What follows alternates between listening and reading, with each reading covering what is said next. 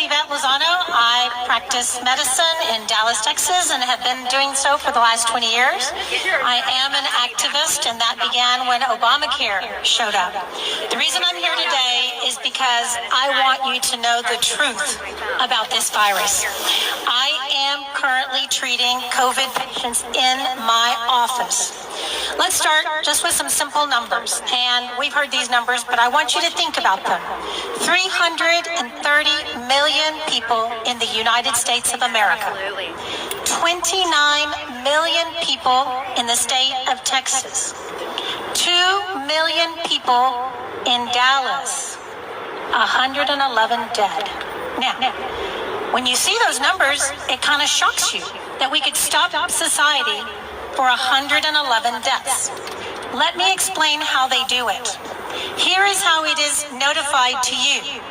27,000 positive COVID tests, 3,000 recovered, 111 dead. Well, if 3,000 are recovered from 127,000 positive tests, that's 124,000 that have recovered, right? Because we've only got 111 deaths. The things that I'm going to tell you today are from my personal experience in my office. I don't want to bring statistics from other physicians because there's always someone on the left that wants to contradict me. So these are my experiences, patients that have walked into my office, and here's how they present. These patients present with a fever. A fever like the fever that you get with malaria. It comes on at night. They have night sweats. These patients present with cough only elicited with deep breath. So they are short of breath. Their lungs are tight, as though you would notice with an asthmatic attack.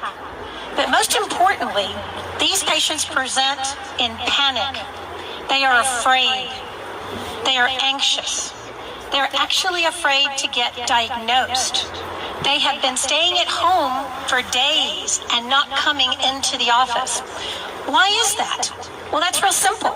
When they go to the emergency room, they're turned away. If they have a fever, they're sent home and told to quarantine to save the rest of society. During those many precious days when they're sent away and sent home, they infect their family members. And so a lot of my patients are in groups of families. Okay? This is not just happening in the emergency rooms. This is happening in doctors' clinics. These doctors that are not opening their practice, that are all of a sudden implementing telemedicine. Let me tell you something. From a physician that's been practicing for 29 years, I can't examine you through a computer screen. We can't Facebook or FaceTime for me to see what's wrong with you. I figured out how to get around that. And I'll tell my fellow physicians, you want to prescribe hydroxychloroquine? Patient has hypertension. You want to prescribe hydroxychloroquine? All they want is a diagnosis. How about diabetes? You want to prescribe hydroxychloroquine? Hey, let's do cholesterol, right? There we go. And trust me, I've been on the phone with the pharmacy board. I've left messages. So that's how I'm going to do it, because I swore to protect the identity and confidentiality of my patients, and I will continue to do that. Now, I think when we do things that are incorrect, we need to be thrown under the bus. So here's the latest from the medical field, okay? If you have a prescription for hydroxychloroquine, and you happen to want to fill this at Walgreens, and yes, I want Walgreens and their administrators and administrative offices to hear me, they have instructed their pharmacists to give you a friendly call and to let you know they more than welcome come in through the drive-thru. You're not welcome to come into their stores. If you're taking a prescription for hydroxychloroquine, they're going to personally call you and tell you that they want you to come through the driveway. Well, you know what? Maybe later they'll ask you to wear a yellow star on your shirt. Seriously? So, starting last week, when I discovered that this was renowned upon Walgreens, I've decided and encouraged all of my patients to go elsewhere. Now, here's what I told the pharmacist. I am from the time of AIDS. A general surgeon by training. When we went into the operating room, we didn't have a good test for HIV. So all of us assumed that every single patient on that surgical table was infected with HIV, and we protected ourselves appropriately. Right. I don't believe that we need to discriminate because patients have contacted this virus, which, as was stated, is 98% treatable with no medication. 98% of people recover. For those 2% that are sick, the President of the United States has given us a phenomenal protocol that I'm telling you, in my patient population, between the ages of 30 and 55, are responding phenomenally. Okay? So here's how we're going to treat our COVID patients. I'm going to treat every patient walking into the office as though he has COVID.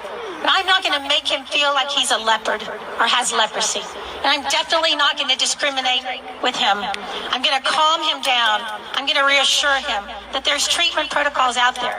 Now my question is, why is the media not doing the same? Why is the media blocking every single post that I make on Facebook in regards to this medication? And where are our politicians that are supposed to be our freedom fighters? I want to hear them yelling it from the mountaintops. And so I am here today to thank you for the opportunity to speak with you, to reassure you that it is not dangerous or scary to go to a restaurant, to go get your hair done, to go shopping. Our immune systems are improved through exposure to sunlight, through gathering, because we're in up moods. Reach out to your physicians. Tell them that you're not scared. Tell them to open their doors. Tell them you don't want to see their assistants. You want to see them. And call your politicians. It's time to open Texas.